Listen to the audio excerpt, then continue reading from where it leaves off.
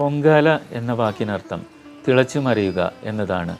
പൊങ്കാലയെ അർപ്പിച്ച് അത് തിളച്ച് തൂവുമ്പോൾ പല പല ദിക്കുകളിലേക്ക് തൂവുന്നത് പല പല ഫലങ്ങളാണ് ഭക്തർക്ക് നൽകുന്നത്.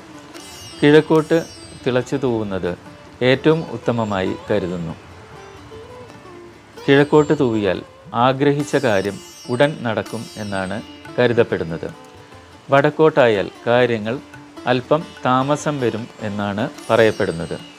പടിഞ്ഞാറ് ഭാഗത്തേക്കാണ് തിളച്ചു തൂവുന്നതെങ്കിൽ ആഗ്രഹ സാഫല്യത്തിന് വളരെയധികം ബുദ്ധിമുട്ടുകൾ നേരിടേണ്ടി വരും. തെക്കോട്ടായാൽ ദുരിതങ്ങളും ക്ലേശങ്ങളും മാറിയിട്ടില്ല എന്നാണ് അർത്ഥം. ദുരിതശാന്തിക്കായി ദേവീഭജനം, നവഗ്രഹ പ്രീതി, അവനവനാൽ കഴിയുന്ന വഴിപാടുകൾ എന്നിവ ഭക്തിപൂർവ്വം അനുഷ്ഠിക്കുക.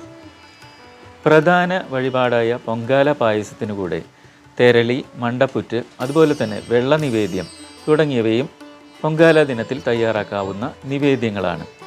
അഭീഷ്ടസിദ്ധിക്കായാണ് വെള്ള നിവേദ്യം തയ്യാറാക്കുന്നത്.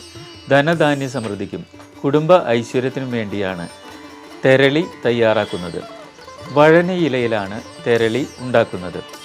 വിട്ടുമാറാത്ത തലവേദനയുള്ളവർ രോഗശാന്തിക്കായി നടത്തുന്ന വഴിപാടാണ് പയറും അരിപ്പൊടിയും ശർക്കരയും ചേർത്തുണ്ടാക്കുന്ന മണ്ടപ്പുറ്റ്.